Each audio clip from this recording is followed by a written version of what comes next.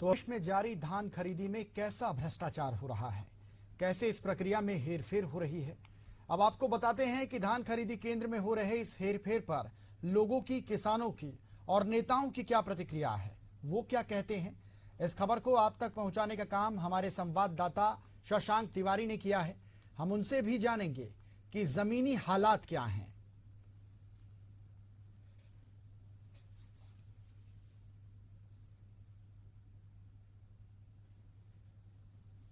तो ये तस्वीरें आपको दिखा रहे हैं, अलग अलग जगह की ये तस्वीरें हैं। पूरा मामला क्या है मैं आपको बता देता हूं।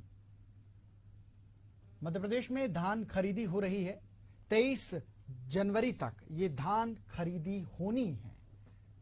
मध्य प्रदेश में सरकार बनते ही मुख्यमंत्री डॉक्टर मोहन यादव ने मंत्रालय के अफसरों संग बैठक में ये कहा था कि संकल्प पत्र की सभी घोषणाओं को भ्रष्टाचार मुक्त माहौल में पूरा किया जाना चाहिए, लेकिन उनकी ये बात जमीनी स्तर पर खरी उतरती दिखाई नहीं दे रही है। मामला प्रदेश सरकार की महत्वपूर्ण प्रक्रिया धान खरीदी से जुड़ा हुआ है। जी हां, मध्य प्रदेश में धान खरीदी में घोटाला नजर आ रहा है। मामला है प्रदेश सरकार की महत्वपूर्ण प्रक्रिया का। निर्देश चाहे जैसे भी मिले हो, निचले स्तर पर यानी कि अन्नदाता किसान अपना धान खरीदी केंद्र में बेचने के लिए जाता है।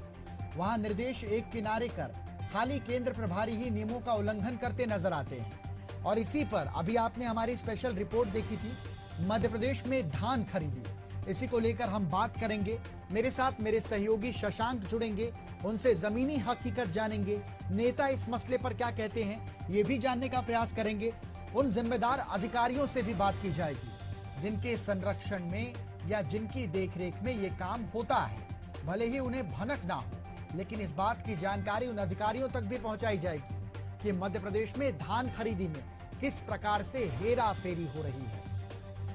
तो ये रिपोर्ट हमने आपको दिखाई और रिपोर्ट दिखाने के बाद हम बातचीत का जो सिलसिला है वो जल्दी शुरू करेंगे। मेरे साथ मेरे सहयोगी जुड़ेंगे। सबसे पहले मैं अपने सहयोगी से बात करूंगा, उनसे जमीनी हकीकत जानेंगे। ग्राउंड जीरो पर मेरे सहयोगी जुड़ेंगे। इसके बाद अधिकारियों से भी बातचीत की जाएगी, नेतागणों से भी बातचीत करेंगे कि आखिर मध्य प्रदेश में हो क्या रहा है।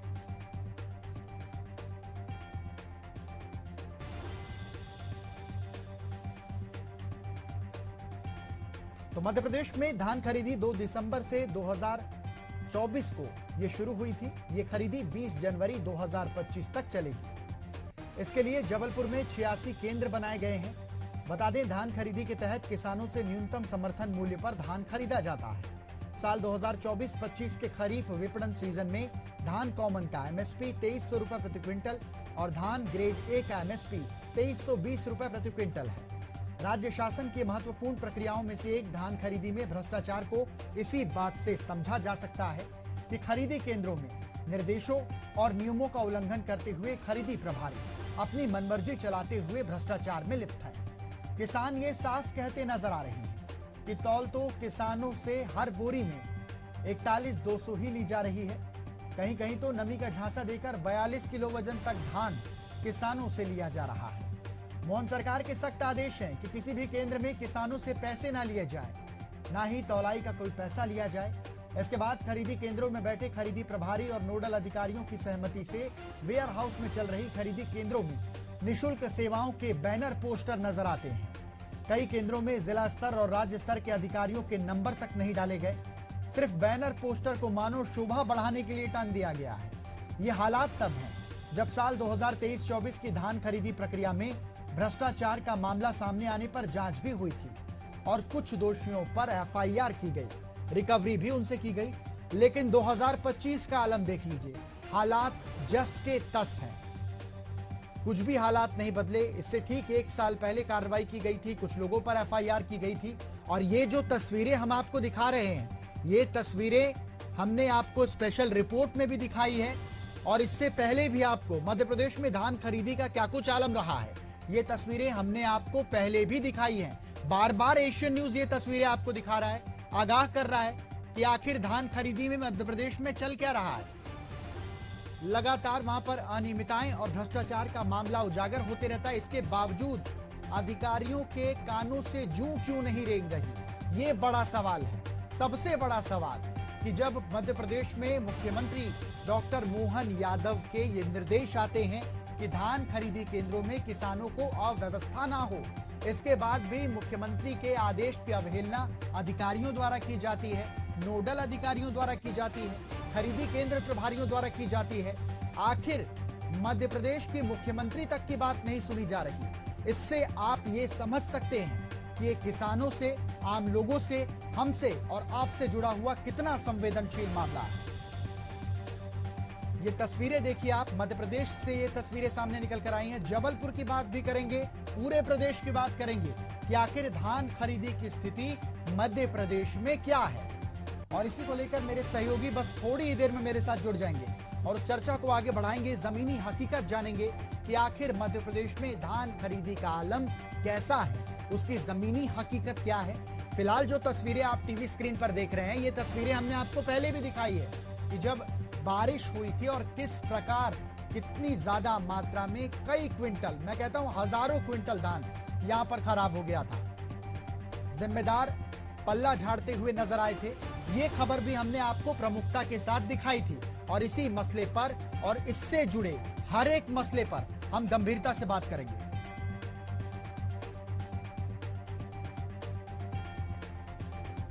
और चलिए मेरे साथ मेरे सहयोगी जबलपुर से शशांक तिवारी जुड़ चुके हैं। शशांक, सबसे पहले तो जमीनी हकीकत मैं जानूंगा, लेकिन मुझे अभी पता चला कि आप पर हमला किए जाने की कोशिश की गई थी, आपको मारने का प्रयास किया गया था, आपको धमकाने का प्रयास किया गया था, वो बताइए सबसे पहले आप। जी सर, अभी हमने जब रिपोर्ट भेजी सर, ये करीब 10 दिन पुरानी की कहा जाए आंकड़े जो थे, लेकिन अभी हम जब कोशिश आज कहे कि माधव श्री वेयर हाउस से एक सर महिला समूह जहां खरीदी कर रहा है, जहां अधिकारियों ने ठेके पर खरीदी केंद्र एक सचिन दुबे नामक व्यक्ति को दे दिया जिसकी खरीदी चल रही थी, तो महिला समूह में मुझे ये समझ नहीं आया सर कि हमारे साथ एक महिला पत्रकार भी थी, जबलपुर से आई हुई थी, हम लोग 4-6 पत्रकार थे, हमारी गाड़ी रोकी गई। यानी जबलपुर प्रशासन के, अब देखा जाए तो महिला समूह में गुर्गे को क्या काम है, गुर्गे और गुंडे क्या कर रहे हैं, ये एक बड़ा सवाल है सर। और ऐसा लग रहा है कि अगला जो, बिल्कुल बिल्कुल शशांक, मैं सुन पा रहा हूं आपको, कहिए सर। अगला जो ऐसा लग रहा है कि जिस तरीके से छत्तीसगढ़ में घटना हुई पत्रकार मुकेश चंद्राकर के साथ, जबलपुर में हो जाए कोई बड़ी बात नहीं मध्य प्रदेश में, क्योंकि जिस तरह चल रही खरीदी माफिया जो एक्ट में, किसान तो वैसे ही कभी कुचले आते, वो आवाज नहीं उठाते क्योंकि उन्हें मालूम है कि सिस्टम में नीचे से लेकर ऊपर तक अधिकारी जो है वो कहते भी हैं खरीदी माफिया कि हमसे सब पैसे लेते हैं, हमसे सब बिके हैं। क्या करेंगे मीडिया वाले भी। अभी वीडियो में जो भेजूंगा आपको, जिस पर अटैक किया गया है हम लोगों को, जिस पर रोका गया है गाड़ी, उसमें साफ तौर से कह रहे हैं। बिल्कुल हर मसले पर बात करेंगे शशांक, मैं आपको रोकना चाहूंगा। जबलपुर विधायक लखन जी हमारे साथ जुड़ गए हैं। लखन जी, इस घड़ी में मैं आपका स्वागत तो नहीं कर पाऊंगा क्योंकि पत्रकार साथी को मारने की कोशिश की गई, उसकी गाड़ी रुकवाने की कोशिश की गई और ये जबलपुर में हो रहा है सर। इस पर सबसे पहली प्रतिक्रिया आपसे ले लेता हूं मैं। जबलपुर में कानून व्यवस्था की स्थिति बड़ी चरम पे है, बड़ी विचित्र स्थिति है। किसान एक ऐसा वर्ग है कि जो हर स्तर पे चला जा रहा है ना। 2 लाइन में अपनी बात कहूंगा कि हर बयान आपका आपके वादे से चूका है ना। हर बयान आपका, ये मोहन यादव जी के लिए है, हर बयान आपका आपके वादे से चूका है और खेत रोते हैं कि उनका किसान भूखा है। स्थिति ये बन रही है कि किसान सब कुछ अन्नदाता होते हुए भूखा रह रहा है। यदि धान लेके जाता है तुलाई के लिए तो आप ताजुब करेंगे कि वो जितनी धान लेके जाता है उससे कम का पैसा मिलता और जितनी ज्यादा धान सरकारी स्तर पर उससे तुलाई में चोरी की जाती है। हाँ, तो ये हर तरह से लूट हो रही किसान के पास। बिल्कुल सर। तो समर्थन मूल्य उतना नहीं मिल रहा। बिजली की स्थिति ये है कि 3 हॉर्स पावर की का पंप है तो उसको बिल दिया जा रहा है 8 हॉर्स पावर का, 5 हॉर्स पावर, 8 हॉर्स पावर का। तो हर स्तर पर किसानों के साथ लूट हो रही है। जी जी बिल्कुल सर। सर धान खरीदी की आपने बात कही सर, लेकिन मैंने सर अभी जो मेरे सहयोगी हैं शशांक, वो स्पेशल कवरेज कर रहे थे सर, ग्राउंड जीरो पर वो मौजूद थे और उनकी गाड़ी को रोका गया सर, उन्हें मारने का प्रयास किया गया। जबलपुर में ये घटना होती है सर, क्योंकि जहां पर महिला समूह को धान खरीदी केंद्र में तौलाई का काम दिया गया है, जिम्मा वहां पर सौंपा गया है, वहां पर मेरे सहयोगी बता रहे हैं कि वहां पर बदमाश भरे पड़े हुए हैं, गुर्गे वहां पर हैं, लोगों को डराते हैं, धमकाते हैं। ऐसे में किसान कहां सुरक्षित है सर और पत्रकार कहां पर सुरक्षित है? महिला समूह का तो नाम बस होता है, जो माफिया है इसमें, ये पूरी के पूरे तरीके से उस पर कब्जा करके सक्रिय है।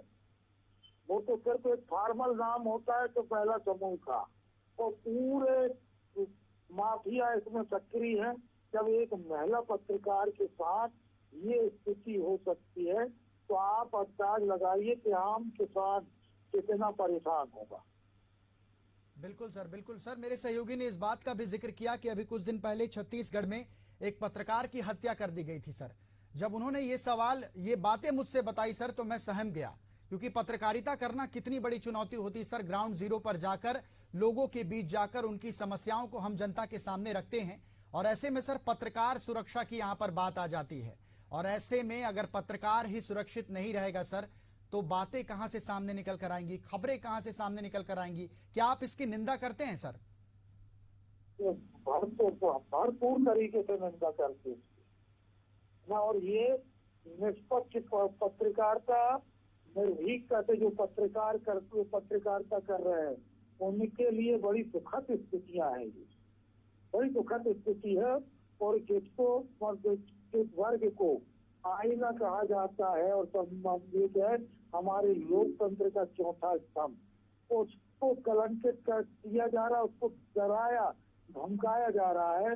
इससे आप समझ सकते हो कि जो लोग सत्ता में बैठे हैं वो किस तरीके से सत्ता का संचालन करना चाहते हैं, किस तरीके से वो सारी व्यवस्थाओं पे एक कंट्रोल करके तानाशाही लादना चाहते हैं।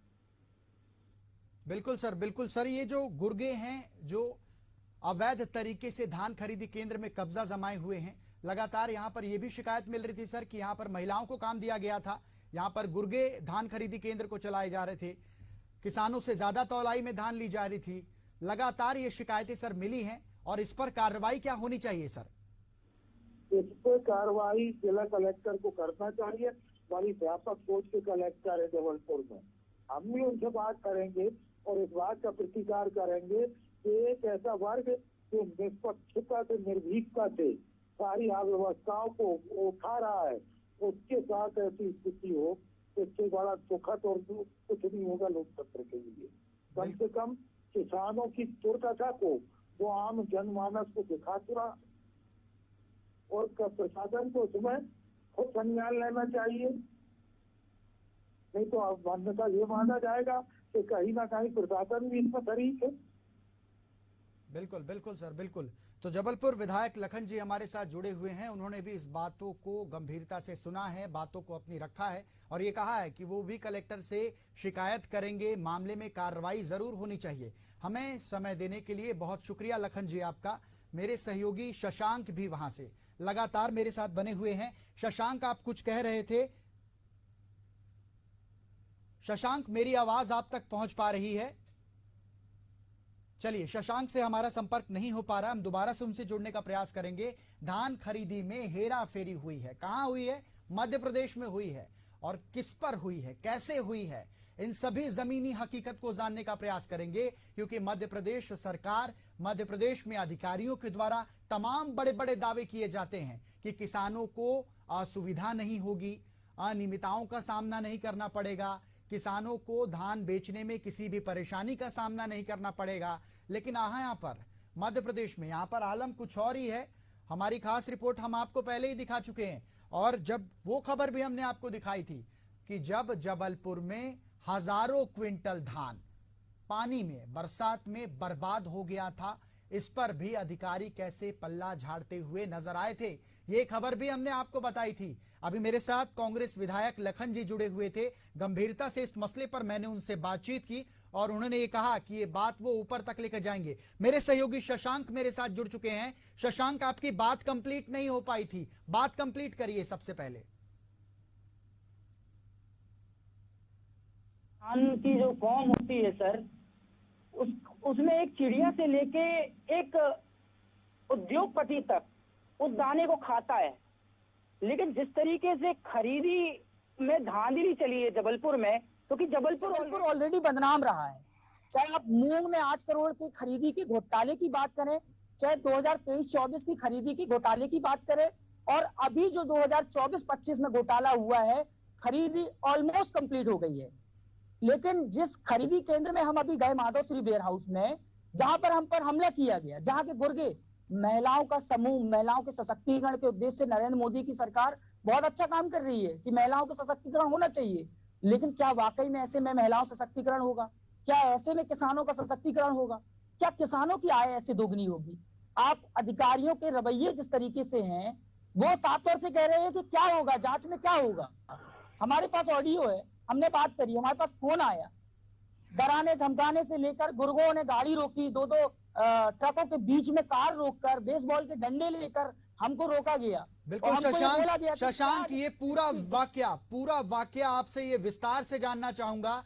आप कहां पर कैसे गए हुए थे, कहां पर आपकी गाड़ी रोकी गई, क्योंकि ये गंभीर मसला है। और जब आपने मुझसे ये पहले कहा कि ये दिन दूर नहीं है, जबलपुर में भी ये हो सकता है, जो छत्तीसगढ़ में पत्रकार के साथ घटना हुई, ये काफी संवेदनशील घटना है और इसको बहुत ऊपर तक लेकर जाएंगे। सहयोगी को, मेरे सहयोगी को यहां से मारने की कोशिश की गई है। आप दर्शक भी देख रहे होंगे कि किस प्रकार मेरे सहयोगी को रोका गया, उसे मारने की कोशिश की गई, और ये बात मेरे सहयोगी खुद अपनी जुबान से बताएंगे। पूरे वाक्यक्रम को बताइए, दर्शक सुनना चाहते हैं। शशांक सर, हम लोग जब रिपोर्टिंग करते हैं सर, तो हम लोग जाकर भी देखते हैं कि उसका फॉलोअप क्या है, क्या वाकई स्थिति सुधरी है या जिस तरीके, क्योंकि हमें शक ये हुआ था सर, जब खरीदी प्रभारी महिला से हमने, लालनी राय नाम की महिला थी, जिससे हमने पूछा कि आप एक कोरे में कितना तौल लेते हैं, तो वह बता नहीं पाई। तो हमें लगा कि कहीं ना कहीं ये खरीदी जो है महिला सशक्तिकरण को के नाम पर महिला समूह को दी गई है, लेकिन इसको चला कोई और रहा है। जब तय तक गए तो पता चला कि महिला समूह के जो अधिकारी होते हैं, एक मझौली में बहुत जमे थमे अधिकारी हैं, उन्होंने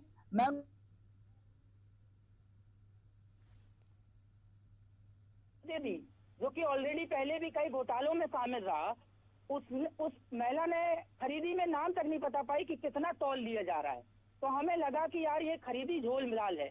आज जब हम देखते हैं वेयर हाउस के अंदर, तो सर हमारी आंखें फटी रह गई।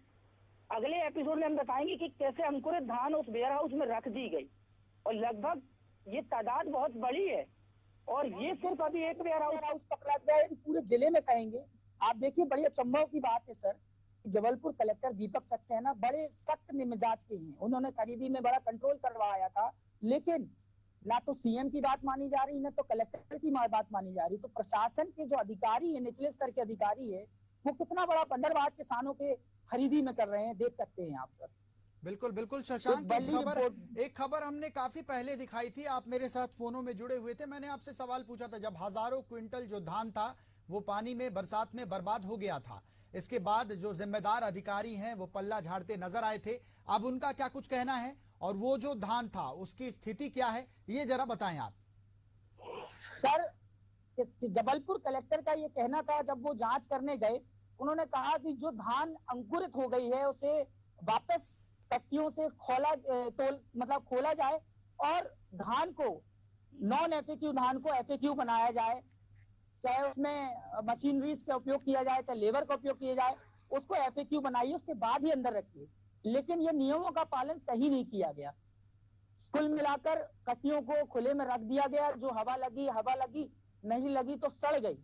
आप किसी भी केंद्र में हम लोग गए हैं, सभी पत्रकार गए हैं अलग अलग चैनलों से, तो सबने देखा कि धान गंध रही है, मतलब कहने की महक भी रही है, बदबू आ रही है। और ऐसे केंद्र बना दिए गए, जो खेतों में केंद्र बना दिए गए जहां मिट्टी है। वेयर हाउस को चयन प्रक्रिया भी जिस तरीके से करी गई, उसमें भी धांधली, धान की खरीदी हुई उसमें भी धांधली।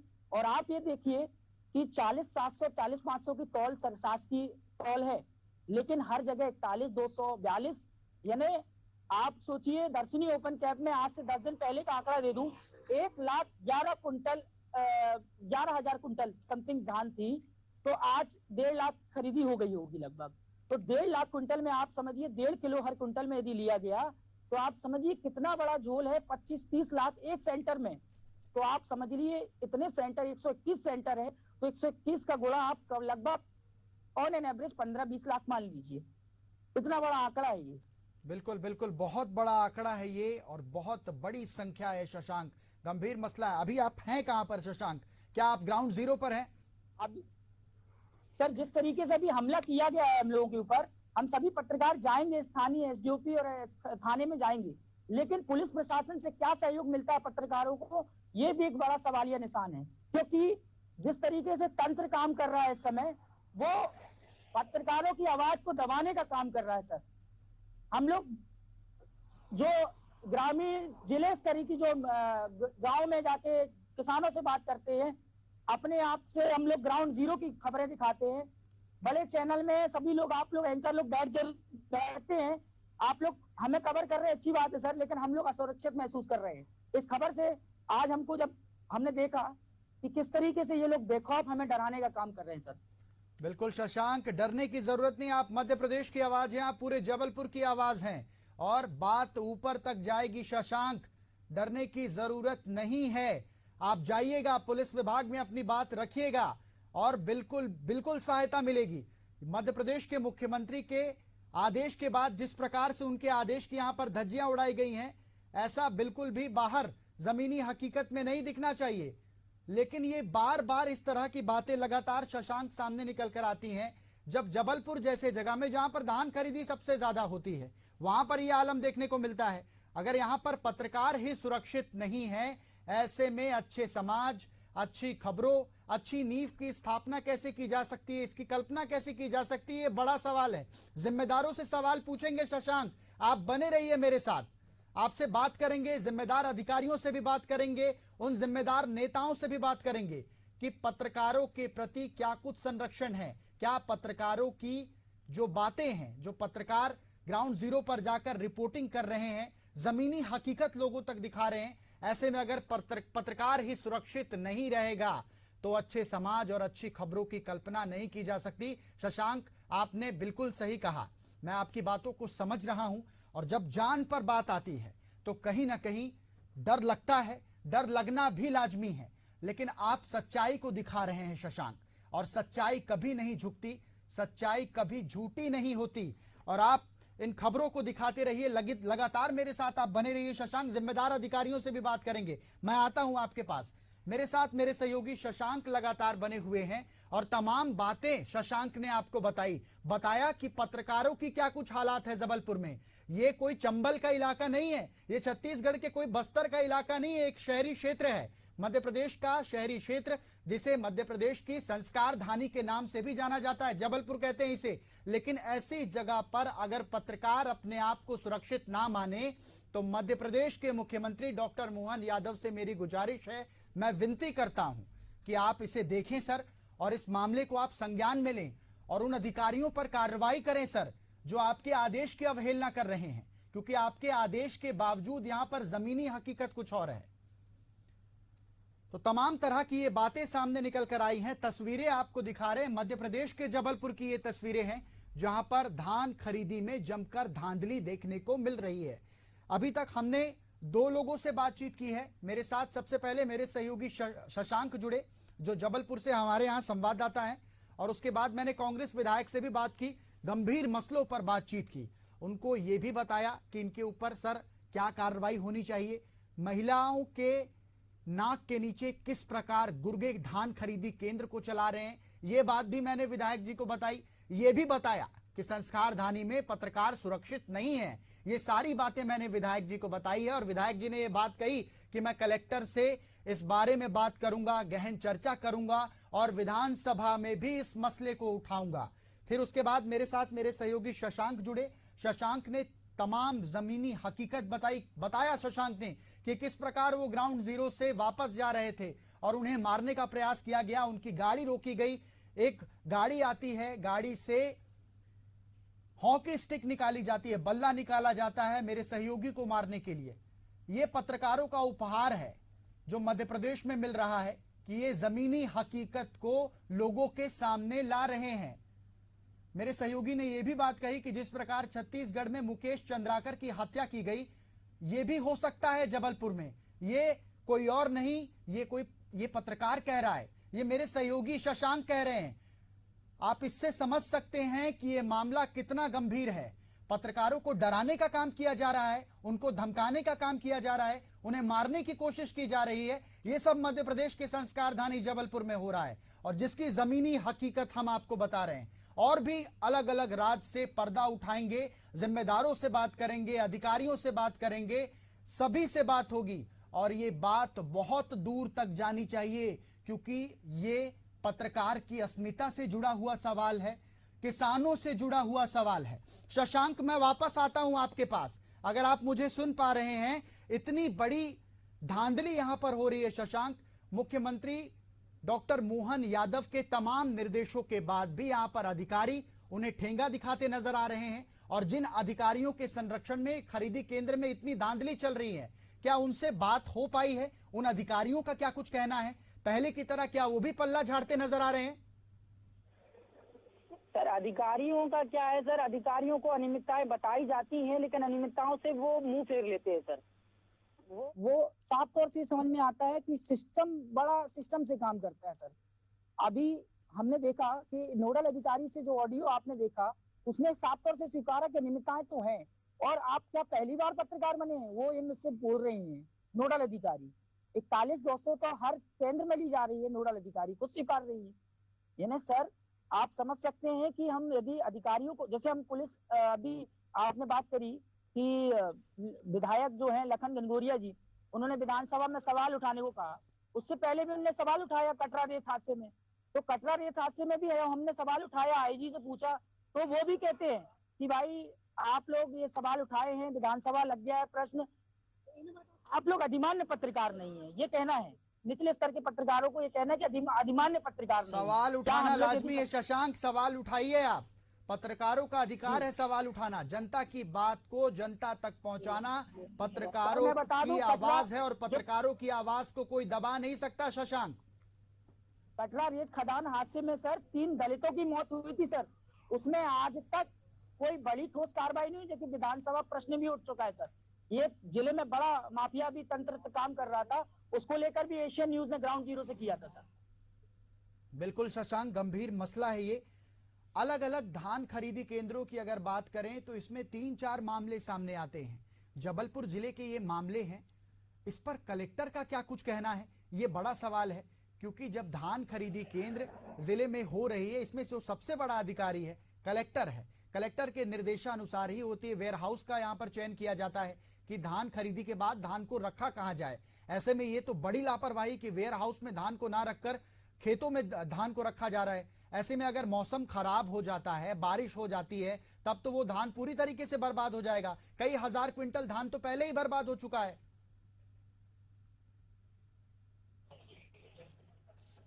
हेलो शशांक, मुझे सुन पा रहे हैं आप? जी सर, जी सर।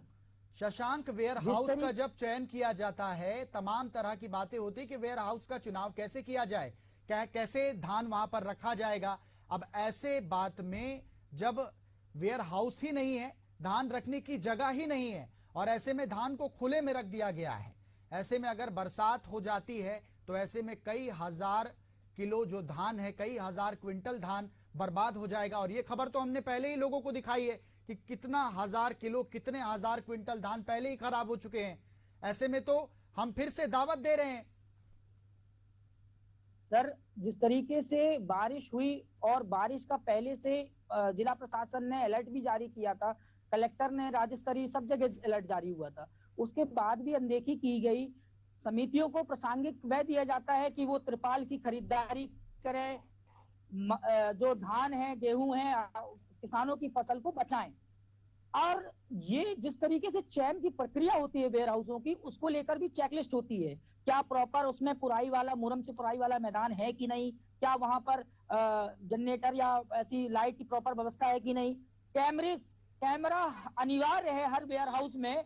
लेकिन मैं दावे के साथ कह सकता हूं सर, जबलपुर के इतने सारे वेयर हाउसों में कुछ चिन्हित उंगलियों में आप गिन सकते हैं जहां कैमरा होगा, बाकी सैकड़ों वेयर हाउसों में कोई कैमरा नहीं मिलेगा, क्योंकि ये कैमरे के ना होने पर, ना चलने पर ही धांधली की जाती है। यदि प्रशासन को इतना ही है तो इन पर भी नजर रखें।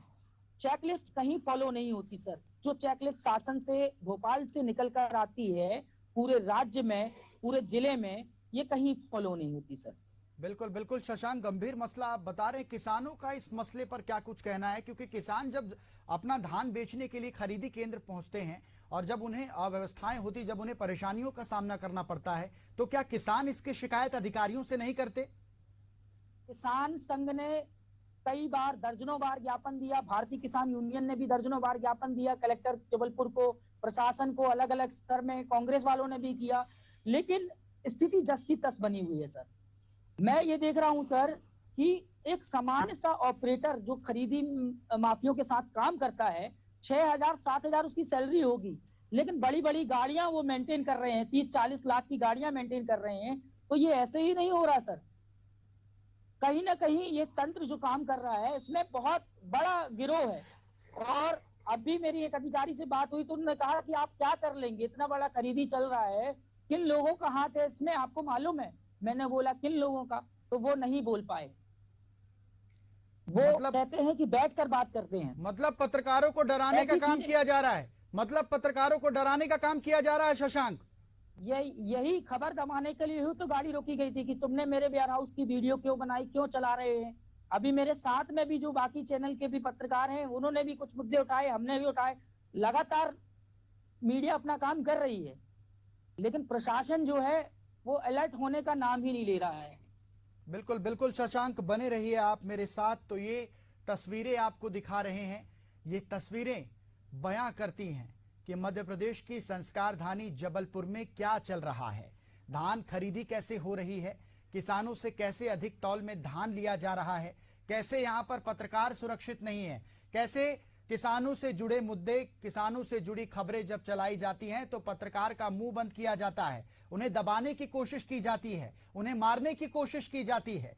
ये बातें कहीं और से नहीं, मध्य प्रदेश की संस्कार धानी जबलपुर से सामने निकल कर आई हैं। क्योंकि मेरे सहयोगी शशांक ये बता रहे हैं कि जबलपुर में छत्तीसगढ़ जैसी घटना हो सकती है। ये बात मैं बार बार इसलिए दोहरा रहा हूं क्योंकि छत्तीसगढ़ में जो हुआ है वो दिल दहला देने वाला था, और ये घटना कहीं मध्य प्रदेश में ना हो जाए। ये मेरे सहयोगी शशांक बता रहे हैं कि अमनदीप, वो दिन बिल्कुल दूर नहीं है कि जैसा छत्तीसगढ़ में हुआ वैसा जबलपुर में भी हो सकता है।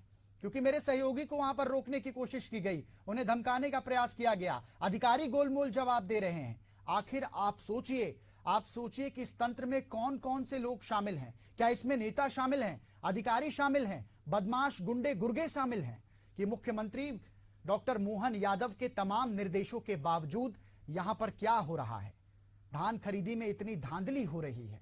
लगातार एशियन न्यूज ये खबर आप तक पहुंचा रहा है, क्योंकि किसानों की समस्याएं एशियन न्यूज की समस्याएं हैं, लोगों की समस्याएं एशियन न्यूज की समस्याएं हैं, और उन्हीं समस्याओं को आपको दिखाने का काम एशियन न्यूज कर रहा है। मेरे सहयोगी लगातार ग्राउंड जीरो से शशांक मेरे साथ जुड़े हुए हैं, पल पल की अपडेट वो बता रहे हैं, और ये भी आपको बता रहे हैं कि जब अधिकारियों को फोन किया जाता है तो अधिकारियों की तरफ से क्या बातें कही जाती हैं।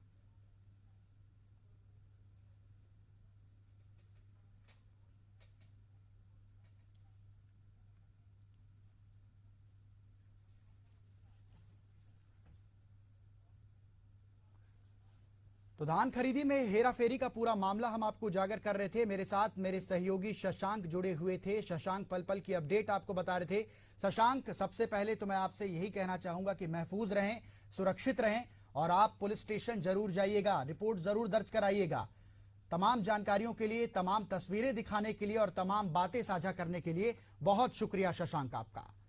तो धान खरीदी में हेराफेरी और इस मसले को उजागर करने का काम आपके अपने चैनल एशियन न्यूज ने किया है। आगे भी ये खबरों का सिलसिला, आपकी जमीनी हकीकत दिखाने का सिलसिला लगातार जारी रहेगा। मुझे दीजिए आज्ञा, नमस्कार।